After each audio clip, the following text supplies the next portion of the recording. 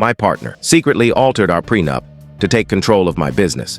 So I called off everything and made one decisive move that left them devastated, turning their greed into regret. I'm 34, male, and I need to get this off my chest because it's been gnawing at me for weeks. My fiance, Sarah, 29, female, betrayed me by secretly altering our prenuptial agreement to claim my company. So I called everything off and made a single move that left her reeling, turning her greed into remorse. This is going to be a long post, and I'm still grappling with the fallout. Sarah and I had been together for 3 years, engaged for the past 8 months. Things felt perfect until about 2 months ago, when I noticed a shift. For context, I run a chain of organic food markets. It started with one small store in a rough area a decade ago. Everyone said I was foolish to take on giant supermarkets, but I had a dream of offering affordable, high-quality organic products. The early days were grueling, sleeping on a cot in my office to save money, dealing with skeptical suppliers, fixing broken equipment on a shoestring budget, and convincing customers to try my little shop. Through sheer grit, that one store grew to 2, then 5, and now I have 12 locations across 3 states. I'm not boasting. I'm explaining why what happened next hit me so hard. When Sarah and I started discussing marriage, I was upfront about wanting a prenup. It wasn't about distrust. It was about safeguarding the business I'd poured my life into. She seemed to understand, saying things like, "I know how much this means to you," and even told her friends I was being reasonable. I made sure she'd be secure regardless of what happened. I opened a savings account in her name, gave her an emergency credit card, and ensured the prenup was fair to both of us. I never wanted her to feel stuck or vulnerable, but then things changed. It started subtly. Sarah began dropping hints about how married couples should share everything, sending me articles about splitting businesses 50-50. I brushed it off, thinking it was pre-wedding jitters. Then she started asking oddly specific questions about my company, things like profit margins and growth plans, stuff she'd never cared about before. She'd linger during my calls with business partners, pretending to be casual but clearly eavesdropping. She also started talking about contributing to the company, despite her background being in social media for boutique fashion brands. Suddenly, she wanted an office at headquarters and suggested running our marketing. Meanwhile, her spending habits shifted. She'd always been financially independent, splitting date nights and buying her own things, but now she was charging big purchases, $600 shopping sprees, luxury spa visits, pricey fitness classes to our shared card. When I mentioned it, she snapped, "We're getting married, aren't we? What's yours is mine." I told myself I was overreacting, but my instincts screamed otherwise. Then, last week I found it, a copy of our prenup, but it wasn't the one we'd agreed on. This version had new clauses about profit splits, ownership stakes, and claims to half of all future expansions, even if we divorced after a year. I read it over and over, stunned. Sarah had mentioned having a lawyer friend review the paperwork, but this was far beyond a review. It felt like a betrayal from someone I thought I knew. She'd always cheered my business success, but now I wondered if I'd ever truly known her. I sat in my office for hours, trying to process the altered prenup. It was worse than I'd thought. Clauses about future growth, even online sales we hadn't launched yet. I called Sarah, keeping my voice steady, and asked her to come over to discuss paperwork. She arrived in a $1,000 jacket she'd bought the previous week, acting cheerful until she saw the documents on my desk. I held up both prenups, the original and her version, and asked her to explain. She played dumb at first, claiming ignorance. I pointed out the new clauses: profit sharing, expansion rights, decision-making power. Her response: "Those are just standard protections. Any smart person would want them." Standard? I know plenty of business owners. None have prenups granting spouses control over future ventures. I asked what she knew about running food markets. She got defensive, insisting she was learning and deserved a role in our future.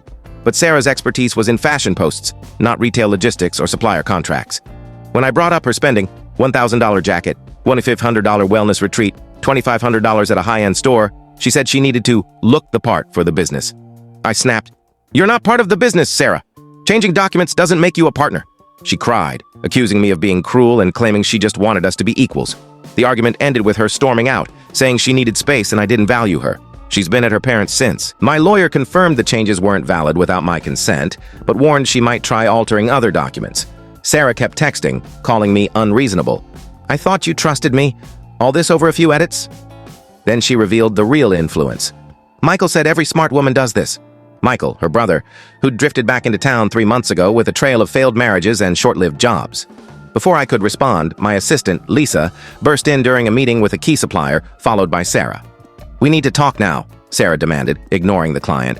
"You can't ignore me just because you're mad about the prenup." Mortified, I apologized to the supplier and rescheduled. Alone with Sarah, I asked why she'd barge in. She spat, "Am I interrupting your business?" Michael says I need to stand up for myself. I clenched my jaw. "This isn't your business, Sarah, and why are you listening to Michael? He's never succeeded at anything."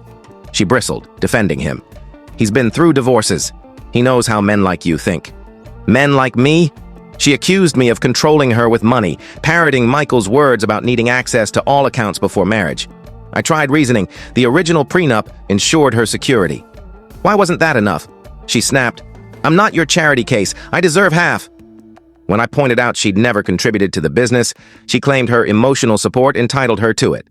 Every word was Michael's, not hers. The silence after was heavy. Sarah stormed out, accusing me of attacking her family. I called my lawyer, who asked if Michael had inquired about my finances. Chills ran through me. My accountant had mentioned odd calls from a potential investor, asking about our structure and profits. Calls that now sounded like Michael. I looked at a photo of us from last summer, Sarah laughing at my joke. That felt like another lifetime.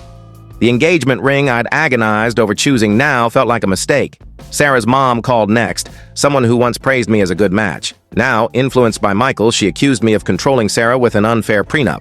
I explained the truth, but she wouldn't hear it, citing Michael's tales of his ex-wives getting nothing. Michael had nothing to take. He'd squandered everything. Sarah's dad, once like a father to me, texted, "Disappointed in you, James. Michael showed us the prenup you're forcing on Sarah." Her cousins piled on, calling me a greedy businessman. I reminded them of Michael borrowing $5,000 from their aunt for a surefire venture he never repaid. They left the chat. I learned Michael had been holding family meetings, spinning stories of his divorces to paint me as a manipulative tycoon. Sarah bought it all, even posting online. Money reveals true colors. Thankful for my brother's advice. Marriage means sharing everything. I replied, "Does that include forging legal documents?" She blocked me. I confronted Michael at a coffee shop. He smirked, calling me future brother-in-law or maybe not. I accused him of orchestrating the prenup changes and posing as an investor. He didn't deny it, saying he was protecting Sarah. Then he slipped, "I've seen your numbers. Sarah deserves 75%. How did he know my numbers? He claimed Sarah left papers out, but I wasn't buying it. He admitted his real plan. Sarah promised him a job in my company once she got her share. I revealed I'd recorded our talk. His face paled. Then he raged about recording laws before storming out, threatening that Sarah would ruin me. Sarah showed up at my house the next day, furious about the recording. She refused to hear it, even when I showed evidence of Michael rifling through my office and her sharing confidential documents. She insisted our engagement entitled her to everything. She was a stranger, every sentence starting with "Michael says." She showed me texts about divorce lawyers planning our split before our wedding. When I ended things, she claimed I owed her for emotional damage and kept the ring and apartment. Then Sarah's sister, Emma, found Michael's laptop. It had a detailed scheme to scam me through Sarah. Spreadsheets, divorce timelines, profit calculations. Michael had researched my business and targeted family members to sway.